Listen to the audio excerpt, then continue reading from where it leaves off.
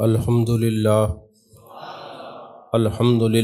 رب العالمین والعاقبۃ للمتقین والصلاة والسلام علی اشرف الانبیاء والمرسلین وعلی آلہ الطیبین واصحابہ الطاہرین اما بعد فاعوذ باللہ من الشیطان الرجیم بسم اللہ الرحمن الرحیم قل ان کنتم تحبون اللہ فاتبعونی یحببکم اللہ صدق اللہ العظیم وصدق رسولہ النبی الکریم الامین المکین الرؤوف الرحیم قال اللہ تبارک و تعالی فی شان حبیبہ مخبرا وآمرا ان اللہ وملائکتہ یصلون علی النبی یا ایہا الذین آمنوا صلوا علیہ وسلموا تسلیما اللہم صلی علی سیدنا و مولانا محمد وعلی آل سیدنا و مولانا محمد وبارک وسلم وصلی علیہ صلاۃ و سلاما علیک یا رسول اللہ وعلی آلک و صحابک یا حبیب اللہ۔ تمام تعریفیں اللہ تبارک و تعالیٰ کے لیے جو خالق کائنات بھی ہے، مالک شش جہات بھی، جو احد بھی ہے، صمد بھی ہے، جس کی شان لم یلد بھی ہے ولم یولد بھی۔ لا تعداد ہدیہ درود و سلام بارگاہ سید الانام، شفیع رحمت، والی امت، شاہ خوباں، جان جانا، شہنشاہ حسینہ، سید سروراں، سیاہ لا مکاں، تتمہ دوراں، سرخیل زہرہ جمالا، رازدان ما اوہا، شاہد ما طغا، صاحب علم نشرہ، معصوم آمنہ، احمد مجتبیٰ، حضرت محمد مصطفیٰ صلی اللہ علیہ وآلہ وصحبہ وبارک وسلم کی دربار ناز میں اپنی عقیدتوں، ارادتوں، محبتوں کا خراج پیش کرنے کے بعد آج جمعۃ المبارک کی اس مقدس گھڑی میں شوال المکرم کا پہلا جمعہ ہے۔ کنز العمال کی صرف ایک حدیث شریف پیش کرنے کی سعادت حاصل کر رہا ہوں۔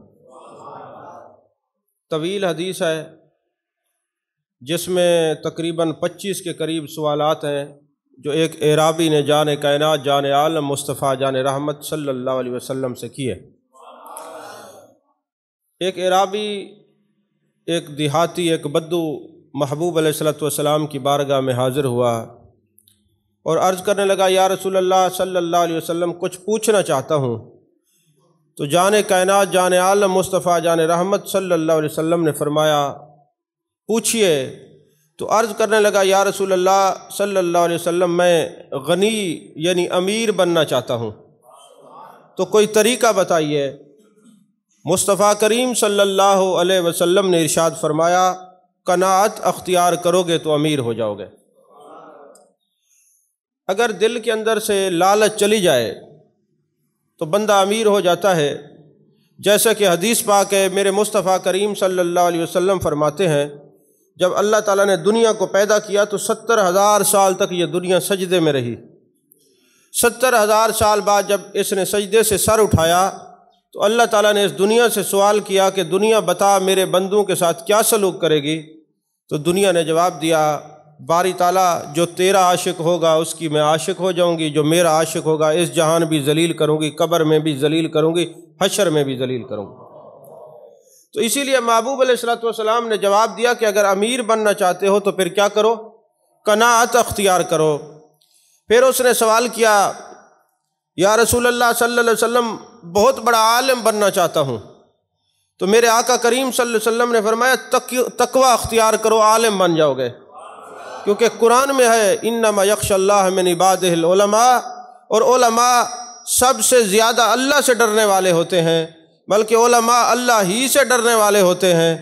تو فرمایا جو بہت بڑا عالم بننا چاہے، اسی لیے مفسرین نے فرمایا اگر علم کا اظہار دیکھنا ہو تو خشیت سے دیکھو کہ یہ اللہ سے کتنا ڈرنے والا ہے، اور خشیت کا اظہار دیکھنا ہو تو عمل سے دیکھو، اور عمل کا اظہار دیکھنا ہو تو عاجزی سے دیکھو۔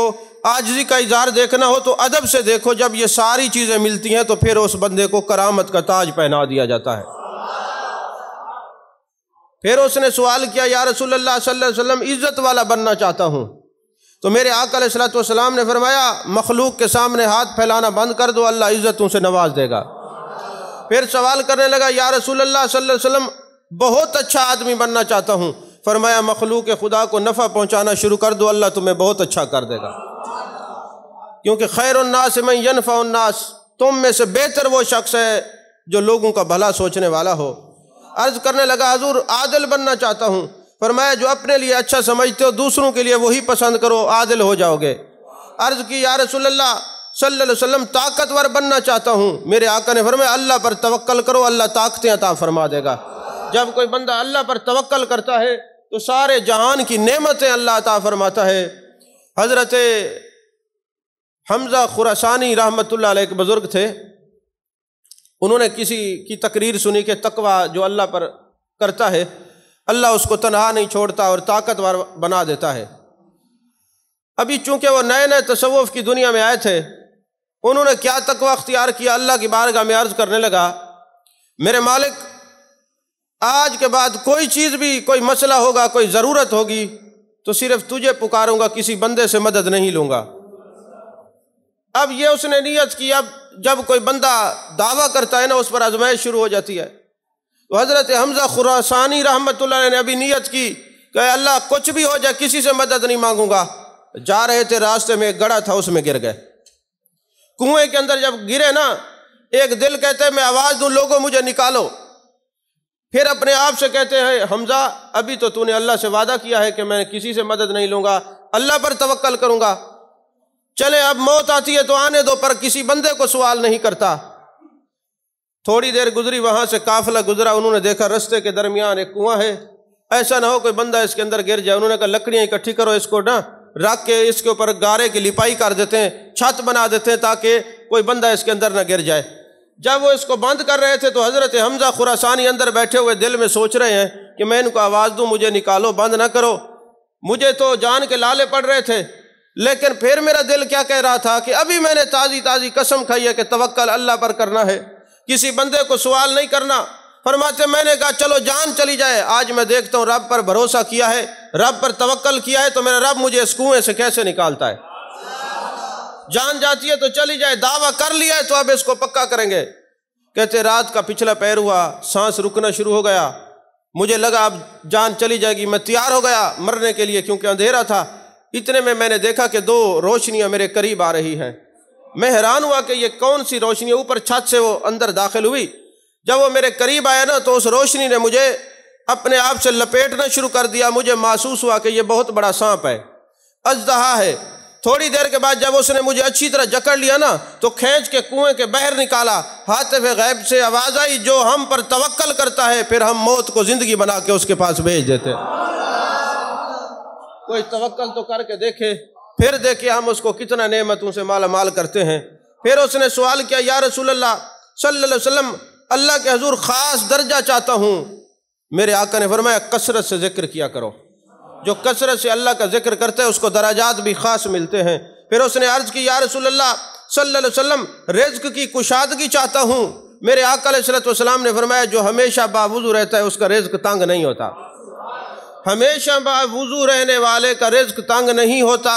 پھر یہاں سے بات ختم نہیں ہوئی، میرے آقا نے فرمایا جو وضو کر کے سوتا ہے ساری رات اس کی روح عرش کے نیچے طواف کرتی رہتی ہے، اور جو وضو کر کے چلتا ہے موت آ جائے تو اس کو شہادت کی موت نصیب ہوتی ہے۔ یہ وضو کی اتنی فضیلت ہے، اگر بندہ اس کے بارے میں جان لے تو وہ بغیر وضو کے کسی وقت سفر کرے ہی نہ۔ تو میرے آقا علیہ الصلوۃ والسلام نے فرمایا رزق کی کشادگی کے لیے یہ ہے کہ ہمیشہ باوضو رہا کرو۔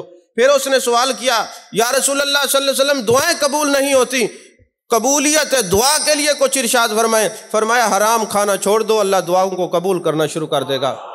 پھر عرض کی یا رسول اللہ صلی اللہ علیہ وسلم ایمان کی تکمیل چاہتا ہوں۔ میرے آقا علیہ الصلوۃ والسلام نے فرمایا اخلاق اچھے کر لو، جس کا اخلاق اچھا ہوگا اس کا ایمان اچھا ہوتا ہے، جس کا اخلاق مکمل ہوتا ہے۔ کیونکہ ترمذی شریف کی حدیث پاک ہے، جان کائنات جان عالم مصطفیٰ جان رحمت صلی اللہ علیہ وسلم نے ارشاد فرمایا جو کسی سے اللہ کے لیے ملتا ہے اللہ کے لیے بچھڑتا ہے، اللہ کے لیے کسی کو کچھ دیتا ہے، اللہ کے لیے کسی سے کچھ لیتا ہے، فقد استکمل الایمان، اس کا ایمان مکمل ہے، کامل ہے، اکمل ہے۔ اور پھر عرض کرنے لگا یا رسول اللہ صلی اللہ علیہ وسلم گناہوں سے پاک ہو کر اللہ کی بارگاہ میں جانا چاہتا ہوں، گناہوں سے پاک ہو کر ملنا چاہتا ہوں۔ تو میرے آقا علیہ الصلوۃ والسلام نے فرمایا جب غسل واجب ہو جائے تو فوراً غسل کر لیا کرو، پڑے نہ رہا کرو۔ جس آدمی پر غسل واجب ہوگا فوری غسل کر لے گا، وہ اللہ کی بارگاہ میں پاک ہو کے جائے گا، اللہ اس کو پاک کر کے ملاقات کرے گا۔ پھر اس نے سوال کیا یا رسول اللہ صلی اللہ علیہ وسلم گناہوں کی معافی چاہتا ہوں۔ میرے آقا کریم صلی اللہ علیہ وسلم نے ارشاد فرمایا کثرت سے استغفار کیا کرو۔ کثرت استغفار سے رزق میں اضافہ ہوتا ہے۔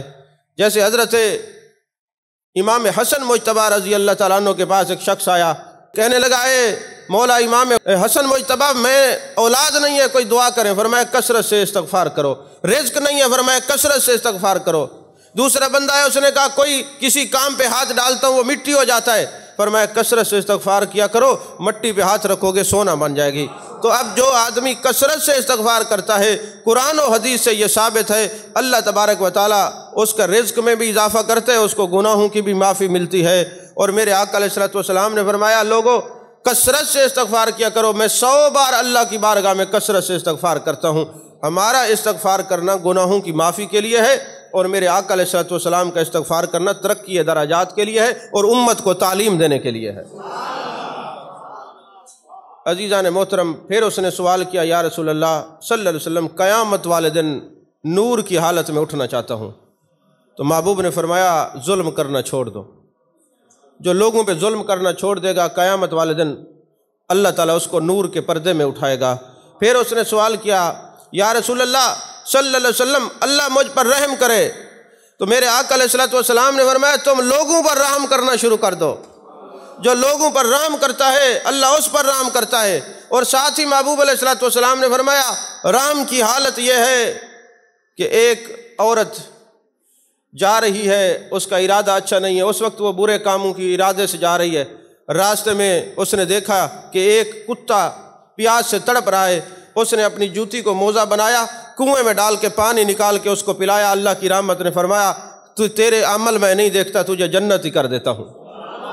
اور پھر ایک اور عورت ہے جو ہر وقت نیکی پہ رہتی ہے، مصلے پہ رہتی ہے، اس نے بلی کو بند کر دیا، بلی بھوک اور پیاس سے مر گئی، اللہ تعالیٰ نے اس کے اعمال اس کے منہ پہ مار کے اس کو جہنم میں اوندا لٹکا دیا۔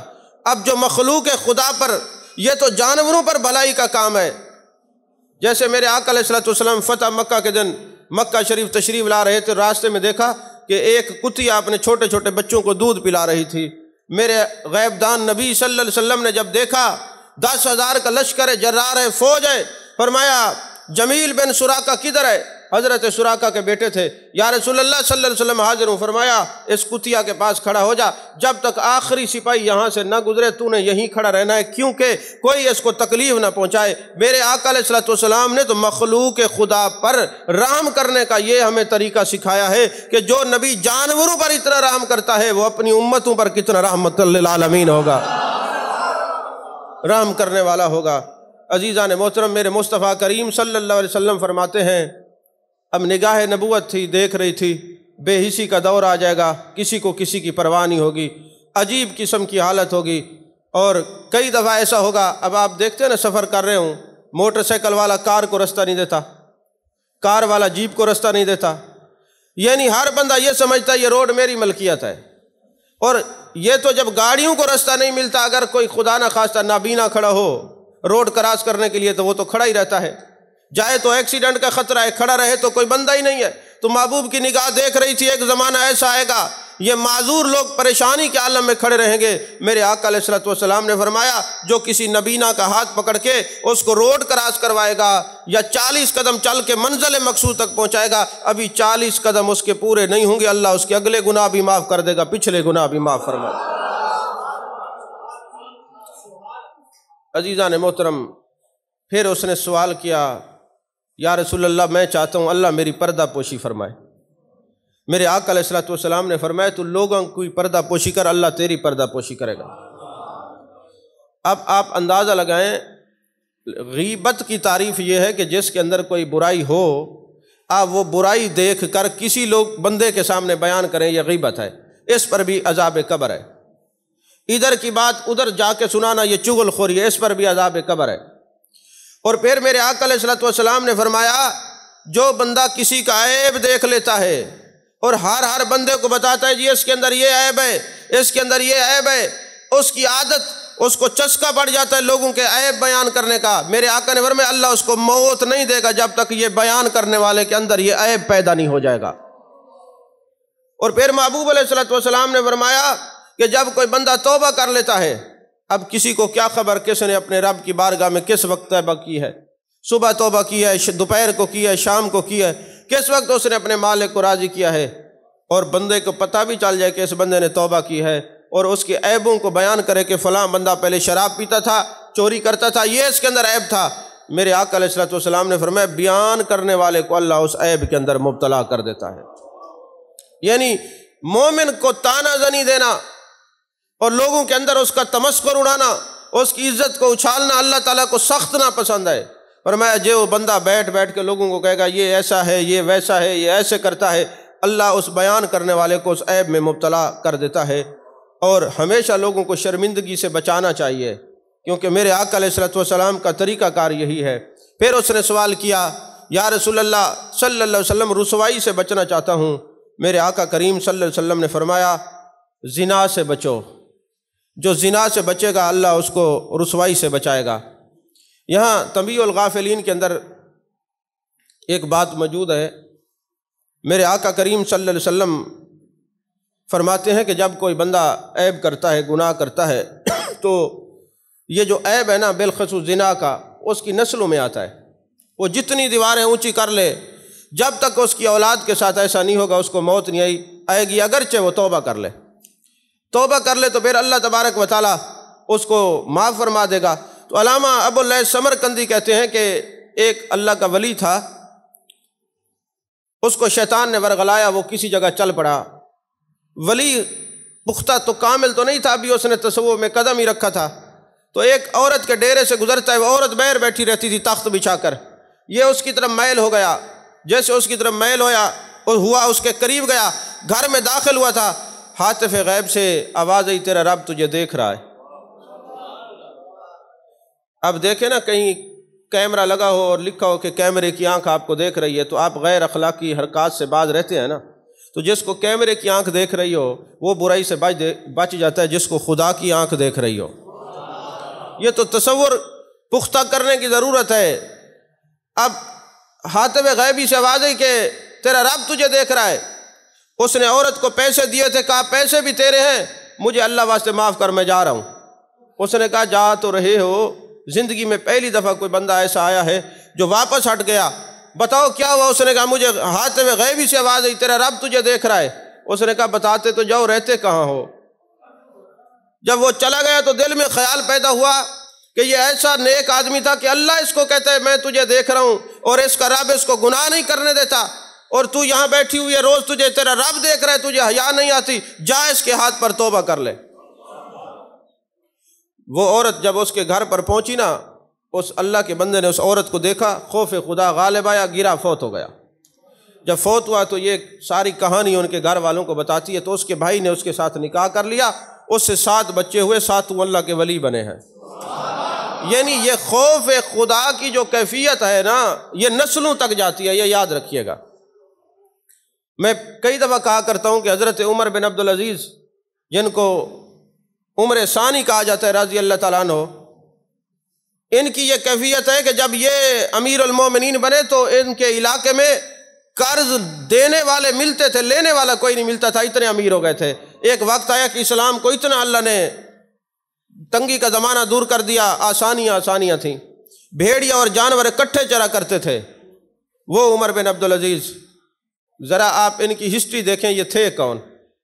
آپ نے یہ سنا ہوگا امیر المؤمنین حضرت سیدنا فاروق اعظم رضی اللہ تعالیٰ عنہ رات کو گلیوں میں گشت کر رہے ہیں، تو ایک ماں اپنی بیٹی کو کہتی ہے بیٹی دودھ کے اندر پانی ملا لو۔ بیٹی نے کہا ماں امیر المومنین کا دور ہے، پتہ لگ گیا تو حضرت فاروق اعظم درہ ہاتھ میں رکھتے ہیں، رعایت نہیں کریں گے۔ ماں کہنے لگی بیٹی یہاں امیر المومنین فاروق اعظم کوئی آ کے دیکھ رہا ہے؟ تو بیٹی نے کہا فاروق اعظم نہیں دیکھ رہا، اس کا خدا تو دیکھ ہی رہا ہے نا۔ حضرت فاروق اعظم رضی اللہ تعالیٰ عنہ دروازے میں کھڑے یہ سن رہے تھے، آپ وہیں بیٹھ گئے، آنکھوں سے آنسو بہائے، فرمایا اتنا تقوی طہارت والی بچی، اس کو تو کسی اچھے انسان کی بہو ہونا چاہیے۔ ایسی بچیاں جو تقوی والی ہوتی ہیں جس خاندان میں چلی جاتی ہیں تو نسلیں بھی گناہ سے بچنے والی ہوتی ہیں، اللہ سے ڈرنے والی ہوتی ہیں، خوف خدا والی ہوتی ہیں۔ ہم لوگوں کا معیار کیا ہے رشتہ داری کرنے کا، اور فاروق اعظم کا طریقہ کار کیا تھا کہ بچی خوف خدا والی ہونی چاہیے۔ اب ہوا یہ کہ گھر جا کے اپنے تمام بیٹوں کو بلاتے ہیں بھی کون اس سے نکاح کرے گا، تو حضرت عاصم بن عمر، حضرت عبداللہ بن عمر رضی اللہ تعالیٰ عنہ سے چھوٹے تھے، انہوں نے کہا ابا جان میرا نکاح کر دیجئے۔ نکاح ہو گیا، امیر المومنین نے رشتہ مانگا، رشتہ مل گیا، شادی ہو گئی، تو حضرت عاصم کی ایک بیٹی پیدا ہوئی، پھر اس بیٹی کو جب وہ جوان ہوئی تو شادی کی گئی، اس سے ایک بیٹا پیدا ہوا جس کا نام عمر بن عبدالعزیز ہے رضی اللہ تعالیٰ عنہ۔ اب اندازہ لگائیں جب خوف خدا آتا ہے نا طبیعت میں تو نسلوں تک فائدہ ہوتا ہے، نیکیاں بھی نسلوں تک فائدہ دیتی ہیں۔ جیسے قرآن مجید برہان رشید کے اندر ہے کہ حضرت خضر علیہ السلام اور حضرت موسیٰ علیہ السلام جا رہے تھے، ایک علاقے میں جا کے رکے، کہا ہمیں کھانا کھلائیے، انہوں نے کہا یہاں رواج نہیں ہے، اور پھر حضرت خضر علیہ السلام جاتے ہیں اور ایک دیوار کو سیدھا کرتے ہیں، انہوں نے کہا یہ کھانا نہیں دیتے آپ، دیوار سیدھا کرتے ہیں، انہوں نے کہا اس کے نیچے خزانہ ہے، اگر یہ لوگوں نے نکال لیا تو یتیم بچوں کا ہے، ان کا سب کچھ ضائع ہو جائے گا۔ انہوں نے کہا یہ یتیم بچے ہیں تو تم کیوں اس کے اوپر دیوار دے رہے ہو؟ اس نے کہا وَكَانَ أَبُوهُمَا صَالِحًا، کیونکہ ان کی 10 پشتیں جو تھی وہ اللہ کے ولی تھے اور ولیوں کی اولاد کی رکھوالی ہم کرتے ہیں، اور ہمارا فرض ہے، یہ حضرت خضر کی ڈیوٹی ہے۔ یہ تو قرآن ہے نا۔ اب یہاں پہ جو لوگ کہتے ہیں نبی کو دیوار کے پیچھے کا علم نہیں، ذرا قرآن نے ان کا بھی رد کر دیا ہے، تم تو اس نبی کی بات کرتے ہو، خضر تو ولی ہے، نبی بھی نہیں، اس کو دیوار کے نیچے کا علم ہے، تو یہ تو امام الانبیاء ہے، ان کے علم کا عالم کیا ہوگا۔ عزیزان محترم، پھر اس نے سوال کیا یا رسول اللہ صلی اللہ علیہ وسلم اللہ کا فرما بردار بننا چاہتا ہوں، فرمایا فرائض کا اہتمام کرو۔ یہاں آپ سنتے ہیں کہ ایک حدیث ہے تتقرب الی بالنوافل، جو نوافل کے ذریعے اللہ کا قرب حاصل کرتا ہے، اللہ فرماتے ہیں میں اس کی آنکھ بن جاتا ہوں، وہ نہیں دیکھتا میں دیکھتا ہوں، میں اس کی زبان بن جاتا ہوں، وہ نہیں دیکھتا، وہ نہیں بولتا میں بولتا ہوں، میں اس کے ہاتھ بن جاتا ہوں، وہ نہیں پکڑتا میں پکڑتا ہوں۔ جو کثرت نوافل کرے اس کا یہ مقام ہو جاتا ہے، اور جو کثرت فرائض پر مداومت کرے اس کا عالم کیا ہوگا۔ ابھی تبھی تو یہ کئی لوگ اٹھ کے بیٹھ گئے نوافل اور سنتیں ترک کر کر کے نا، جب تک ان پڑھ تھے، سادہ تھے، اس وقت عشاء کی 17 رکعتیں تھی، اب 7 آ بچی ہے۔ جب سادہ تھے تو اس وقت ظہر عصر کی نمازوں جو پوری پڑھی جاتی تھی، ظہر کی 12 اور عصر کی غیر مؤکدہ سنتیں بھی پڑھی جاتی تھی، اب ٹوٹل 17 رکعتوں پہ آ گئے سارے دن کی نماز میں۔ اب یہ پڑھے لکھوں کا دور ہے، جبکہ کثرت نوافل سے بندہ اس مقام پر پہنچ جاتا ہے، اللہ فرماتے ہیں میں اس کی آنکھ بن جاتا ہوں، زبان بن جاتا ہوں، ہاتھ بن جاتا ہوں۔ چاہیے تو یہ تھا کہ ایسے لوگوں کی صحبت میسر آتی، بندہ مصلی پہ کھڑا ہو کے نوافل پڑھتا، یہ تو سب کچھ ہی ختم ہو گیا، پھر کہتے ہیں ہم تو بڑے روشن خیال زمانے میں آ گئے۔ عزیزان محترم، پھر اس نے سوال کیا یا رسول اللہ صلی اللہ علیہ وسلم احسان کرنے والا بننا چاہتا ہوں، احسان کرنے والا۔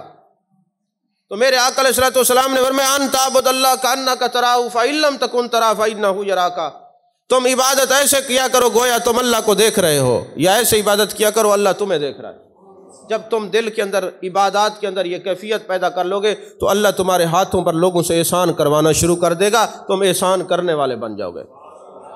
پھر اس نے سوال کیا یا رسول اللہ صلی اللہ علیہ وسلم کیا چیز گناہوں سے معافی دلائے گی؟ فرمایا آنسو، عاجزی اور بیماری۔ اگر بیماری ہو جائے گی تب بھی گناہ معاف ہوں گے، اللہ کے عشق میں، محبت میں، خوف میں آنسو بہاؤ گے تب بھی اللہ تبارک و تعالیٰ گناہوں کو معافی دے گا، اور لوگوں سے عاجزی سے پیش آؤ گے تب بھی گناہ معاف ہوں گے۔ پھر اس نے سوال کیا یا رسول اللہ صلی اللہ علیہ وسلم دوزخ کی آگ کس چیز سے ٹھنڈی ہوگی؟ میرے آقا علیہ الصلوۃ والسلام نے فرمایا مصیبتوں پر صبر کرنے سے دوزخ کی آگ ٹھنڈی ہوتی ہے، یا رات کو رونے کی وجہ سے بھی، خوف خدا کی وجہ سے جہنم کی آگ ٹھنڈی ہوتی ہے۔ میرے آقا علیہ الصلوۃ والسلام کی حدیث پاک ہے قیامت والے دن نا ایک ایسا بندہ ہوگا جس کا حکم ہوگا کہ یہ جہنم میں جائے گا، حکم ہو جائے گا اس کو جہنم میں لے جاؤ، اس کے آنکھ کی اس پپلی کا ایک بال گواہی دے گا میرے مالک اس کو جہنم میں نہ بھیج، ایک دن یہ تیری محبت میں تیرے خوف میں آنسو بہائے تھے، میں پورا بھر گیا تھا، میں اس کی شفاعت کرتا ہوں، اس کو جنتی کر دے۔ اس ایک آنسو اور اس بال کی شفاعت کی وجہ سے اللہ اس کو جنتی کر دے گا۔ اللہ کرے انسان کے پیچھے نہ پڑے، انسان پڑ جائے تو وہ کہتے ہیں بس یہ تو کچھ نہیں، جو کچھ ہوں میں ہوں۔ اسی طرح اس نے سوال کیا، یا رسول اللہ صلی اللہ علیہ وسلم، اللہ کے غصے کو اگر میں ٹھنڈا کرنا چاہوں تو فرمایا چپ کے صدقہ کیا کر، صلہ رحمی کیا کر۔ پھر اس نے سوال کیا سب سے بڑی برائی کیا ہے؟ میرے آقا علیہ الصلوۃ والسلام نے فرمایا سب سے بڑی برائی برے اخلاق ہے، کیونکہ میرے آقا علیہ الصلوۃ والسلام نے فرمایا تم میں سب سے بہتر وہ ہے جس کا اخلاق اچھا ہو، تم میں بہتر وہ ہے جس کا اخلاق اچھا ہو، اور تم میں بہتر وہ ہے جس کا اخلاق اپنے گھر والوں سے اچھا ہو، اور تم سب میں بہتر ہوں کہ میرا اخلاق اپنے گھر والوں سے سب سے اچھا ہے۔ اور پھر اس نے سوال کیا، 24واں سوال ہے اب یہ، یا رسول اللہ صلی اللہ علیہ وسلم اچھائی کیا ہے؟ فرمایا اچھے اخلاق ہے، تواضع ہے اور صبر ہے، یہ اچھائی ہے۔ تو پھر اس نے سوال کیا، یا رسول اللہ صلی اللہ علیہ وسلم اللہ کے غصے سے بچنا چاہتا ہوں اور اللہ مجھ سے پیار کرے، غصہ نہ کرے، روز محشر جب میں سامنے جاؤں تو میرے آقا علیہ السلام نے فرمایا تو اس کی مخلوق سے پیار کرنا شروع کر دے، لوگوں پر غصہ نہ کیا کر، جب روز محشر خدا کے سامنے جائے گا اللہ تجھے بھی پیار کرے گا۔ یہ کنز المال کی ایک حدیث پاک پہ پورا جمعہ کا درس ہو گیا ہے۔ اللہ تعالی ہم سب کو عمل کی توفیق عطا فرمائے، آمین، وآخر دعوانا الحمدللہ رب العالمین۔